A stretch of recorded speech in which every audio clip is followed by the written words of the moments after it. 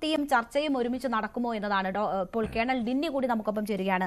Colonel ഡിന്നി, ഈ പാകിസ്ഥാന്റെ തെരുവിൽ ഇന്ത്യൻ വ്ളോഗറായ യുവതി AK-47 ഉൾപ്പെടെ തോക്കേന്തിയ ആയുധധാരികളുടെ സുരക്ഷയിൽ നടന്നു നീങ്ങുന്നതിന്റെ ദൃശ്യങ്ങളാണ് ഇന്ന് നമ്മൾ കണ്ടത്.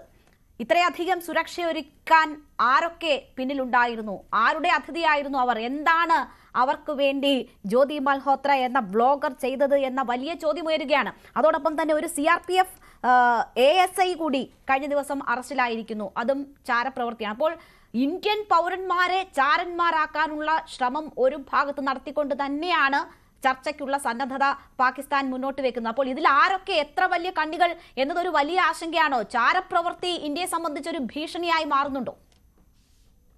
നോക്കൂ മാഡം, ഈ ചാരപ്രവൃത്തി പാകിസ്ഥാനെ സംബന്ധിച്ചോളം ആദ്യമായിട്ടല്ല അവർ ചെയ്യുന്നത്. അവർ 1947 തൊട്ടേ 1947 തൊട്ടേ അവർ ഭാരതത്തിനുള്ളിൽ നടക്കുന്ന ഓരോ കാര്യത്തിനെ കുറിച്ച് അറിയാനും ചാരമാരെയും ചാരപ്രവൃത്തിയൊക്കെ അവർ നിരന്തരം ചെയ്യുന്ന ഒരു കാര്യമാണ്. അപ്പൊ അതുകൊണ്ട് ഇപ്പൊ ഈ ഒരു വ്ളോഗറായാലും ശരി, ഇപ്പം CRPFന്റെ അല്ലെങ്കിൽ BSFന്റെ അങ്ങനെയൊക്കെയുള്ള ആളുകളെയൊക്കെ പിടിക്കുന്നെന്ന് വെച്ച് നമ്മൾ അറിയുമ്പോൾ ഒരു ഡിഫൻസിൽ ഉണ്ടായിരുന്ന ഒരാൾ എന്ന നിലയിൽ എനിക്ക് വലിയ അതിശയം തോന്നുന്നില്ല. കാരണം അത് അവർ ചെയ്തുകൊണ്ടിരിക്കും. ആൻഡ് അത് ഒരു എന്താ പറയുക, പാകിസ്ഥാനെ സംബന്ധിച്ചോളം അവരുടെ ഏറ്റവും വലിയൊരു ശക്തി എന്ന് അവർ എപ്പോഴും കരുതുന്നത് അവരുടെ ISI ആണ്. ISI ആണ് അവരുടെ ഏറ്റവും വലിയൊരു അസറ്റ് എന്നുള്ളത്. അത് ലോകത്തെ തന്നെ ഏറ്റവും വലിയൊരു നല്ലൊരു ഇന്റലിജൻസ് ഏജൻസി അവർക്ക് തോന്നുന്നു. അപ്പൊ അത് കാരണം അവർ ഈ ദൂരത്തെ ചാരപ്രവർത്തനം നടത്താനും ഭാരതത്തിനുള്ളിൽ ധാരാളം ഭീകരവാദ പ്രവർത്തനം നടത്താനും ഭാരതത്തിന് 1000 മുറിവുകളെ ഏൽപ്പിക്കാനും അങ്ങനെ അതുപോലെ തന്നെ മിസ്ഇൻഫർമേഷൻ ക്യാമ്പയിൻ ലോകത്തെ മൊത്തം തെറ്റിദ്ധരിപ്പിക്കാനും പാകിസ്ഥാൻ എന്തൊക്കെയാണെന്നുള്ള സംഭവം ലോകത്തെ മൊത്തം കാണിക്കാനും ഒക്കെ ഉള്ള അതിന്റെ ഏറ്റവും മുൻപന്തിയിൽ നിൽക്കുന്നതാണ് ഈ ISI. അപ്പൊ അവരുടെ തന്നെ ഒരു ഭാഗമായിട്ട് തന്നെയാണ്. അപ്പൊ ഇപ്പൊ നോക്കൂ, ആ വ്ളോഗറിനെ ഒരു 7-8 പേര് ഒരു സെക്യൂരിറ്റി ഒക്കെ കൊടുത്തിട്ട് പോകുന്നത്, അത് ആ സ്കോട്ട്ലൻഡിലുള്ള ആ മറ്റേ വ്ളോഗർ ക്ലിയർ ആയിട്ട് അന്ന് പറയുന്നു, എന്തിനാണ് ഇത്രയും ഒക്കെ അറിയുന്നില്ല. അതായത് ഈ സ്കോട്ടിഷ് ആള് വളരെ സമാധാനം എന്ന് കാണിക്കുമ്പോൾ തന്നെയാണ് ഈ ഇന്ത്യൻ വ്ളോഗറിന്റെ 7-8 പേര് AK-47 പിടിച്ചിട്ട് പോകുന്നത്. അതിന്റെ അർത്ഥം 1-2 കാര്യങ്ങളാണ്. രണ്ട് അസസ്മെന്റ് നമുക്ക് അന്ന് ചെയ്യാൻ പറ്റും. ഈ വ്ളോഗറിന് ഇന്ത്യയിലും പിന്നീട് പാകിസ്ഥാൻ എംബസിയിലൊക്കെ പോയപ്പോഴും അവരൊരു VIP എന്നുള്ള രീതിയിൽ ഒരു ട്രീറ്റ്മെന്റ് കൊടുത്തു. അപ്പം സാധാരണ പലർക്കും അങ്ങനെ ഒരു വീക്ക്നെസ് ഉണ്ട്. അതായത് കുറച്ചൊരു ഇമ്പോർട്ടൻസും മറ്റു കാര്യങ്ങളൊക്കെ കിട്ടുമ്പോൾ അവർക്കൊരു ഒരു ഫീല് കിട്ടുമല്ലോ. അതുകൂടാതെ ധാരാളം പൈസയും മറ്റു കാര്യങ്ങളൊക്കെ കൊടുത്തിട്ടുണ്ടാവും. അപ്പൊ അവരൊരു VIP ആണെന്നുള്ള ശ്രീ കേണൽ ഡിന്നി, ഇവിടെ ISIയിലെ അംഗങ്ങളുമായിട്ടാണ് താൻ സംവദിക്കുന്നതെന്ന് അറിഞ്ഞിട്ടും ഈ യുവതി ആ ബന്ധം തുടർന്നു എന്നാണ് മനസ്സിലാക്കുന്നത്. അപ്പോൾ ഏതെങ്കിലും തരത്തിൽ പെട്ടുപോവുകയോ അതറിഞ്ഞിട്ട് ഏതെങ്കിലും തരത്തിൽ ഭയപ്പാടോ ഒന്നും ഉണ്ടായിരുന്നില്ല അവർക്ക്. അപ്പോൾ ആ രീതിയിൽ അവർ സ്വാധീനിക്കപ്പെട്ടിരിക്കുന്നു. ആ രീതിയിൽ അവരെ സ്വാധീനിക്കാൻ അവിടുത്തെ ഏതൊക്കെ ശക്തികൾ പ്രവർത്തിച്ചോ അവർക്ക് കഴിഞ്ഞിരിക്കുന്നു എന്ന് വേണ്ട മനസ്സിലാക്കാൻ.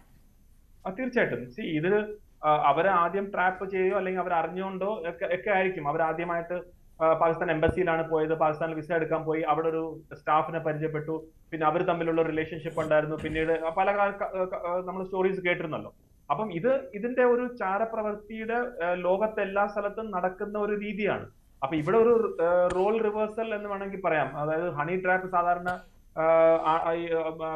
ജനറൽ മെയിൽസിനെയാണ് കരുതുന്നത്. ഇവിടെ ഒരു ലേഡിയാണ് അതിനകത്ത് ട്രാപ്പായി എന്നുള്ള രീതിയിലേക്ക് നമുക്ക് വേണമെങ്കിൽ കാണാം. പക്ഷെ അവർ ഈ പ്രൊട്ടക്ഷൻ ഒക്കെ കൊടുത്തത് 2 കാര്യങ്ങൾ. ഒന്നി അവർക്ക് ഈ ഒരു ഞാൻ പറഞ്ഞ പോലെ അവർക്കൊരു ആ ഒരു രീതിയിലൊരു ഇമ്പോർട്ടൻസ് കൊടുക്കുക. രണ്ടാമത് എവിടെയോ അതിനകത്തൊരു എലിമെന്റ് ഉള്ളത്, ഭാരതത്തിന്റെ ഏജൻസീസിന് ഇവരെ കുറിച്ച് ഒരു അറിവ് ഉണ്ടായിരുന്നു എന്നുള്ള രീതിയിലേക്കും ഒരു പ്രൊട്ടക്ഷൻ എന്നുള്ള രീതി. അതായത് നാച്ചുറലി ഭാരതത്തിന്റെ അഗെയിൻസ്റ്റ് ആയിട്ട് പ്രവർത്തിക്കുന്നവരെ ഭാരതവും അതിൻ്റെ ആയിട്ടുള്ള രീതിയിൽ അവരെ എന്താ പറയുക, ആ രീതിയിൽ വേണമല്ലോ അവരും അങ്ങോട്ടുള്ള ഒരു കാര്യങ്ങൾ നോക്കാൻ. അപ്പൊ ആ രീതിയിൽ ഒരു പ്രൊട്ടക്ഷൻ എന്നുള്ള രീതിയിലും കൊണ്ടാവാം അങ്ങനത്തെ രീതിയിൽ പോയത്.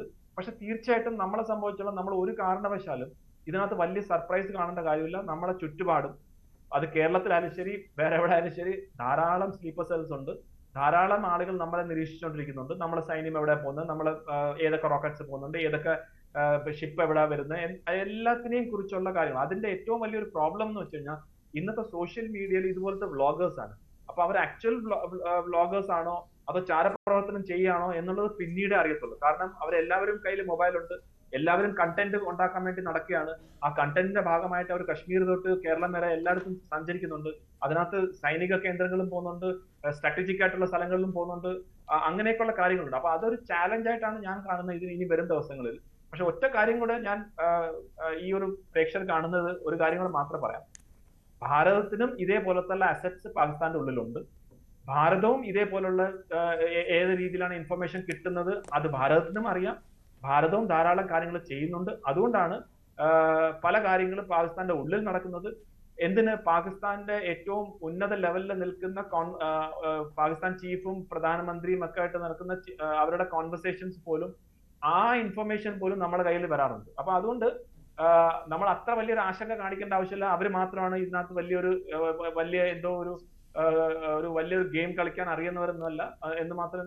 അത് നമുക്കും ആ രീതിയിലുള്ള കാര്യങ്ങൾ ചെയ്യാനുള്ള കഴിവും അതിന്റെ ഉള്ള ആളുകളും ഉണ്ട് എന്ന് മാത്രമേ എനിക്ക് പറയാം. ശ്രീ PM നാരായണൻ, താങ്കൾ മാധ്യമ പ്രവർത്തകനാണല്ലോ, ഈ ഇതൊക്കെ വളരെ കൃത്യമായി ശ്രദ്ധിക്കുന്ന ആളെന്ന നിലയിൽ നമുക്കറിയാം 2019 വലിയ രീതിയിൽ ISI ഹണി ട്രാപ്പുമായി ബന്ധപ്പെട്ടുള്ള വാർത്തകൾ ഈ രീതിയിൽ നമ്മൾ കണ്ടതാണ്. ഏതാണ്ട് ഒരു സോഷ്യൽ മീഡിയ അക്കൗണ്ടിലൂടെ 98 ഉദ്യോഗസ്ഥരെ ലക്ഷ്യമിട്ട് നടന്ന നീക്കങ്ങൾ അന്ന് വലിയ രീതിയിൽ ചർച്ചയായതാണ്. അപ്പോൾ നേരിട്ടുള്ള യുദ്ധം, ടെററിസം പോലെയുള്ള ഭീതിയുടെ യുദ്ധം, അതിനൊപ്പം തന്നെ ചാരപ്പണി, അതും നിർബാധം പാകിസ്ഥാന്റെ ഭാഗത്തു നിന്നും നടന്നുകൊണ്ടിരിക്കുകയാണ്. നമ്മൾ സ്വാതന്ത്ര്യത്തിന് ശേഷം ഈ രീതിയിലൊക്കെ പല പ്രവർത്തികളും പാകിസ്ഥാന്റെ ഭാഗത്തു നിന്നും ഉണ്ടാകുന്നുണ്ട്. ഇതിപ്പോൾ ജ്യോതി മൽഹോത്ര അതിനൊപ്പം അറസ്റ്റിലായവരിൽ മാത്രം ഒതുങ്ങുന്നതാണോ, അതോ വലിയ നെക്സസ് ഇതിന് പിന്നിലുണ്ട് എന്നതാണോ സംശയിക്കേണ്ടത്? ഇതിൽ ഞാൻ നേരത്തെ എന്നെ കേൾക്കാൻ പറ്റുന്നുണ്ടായിരുന്നോ?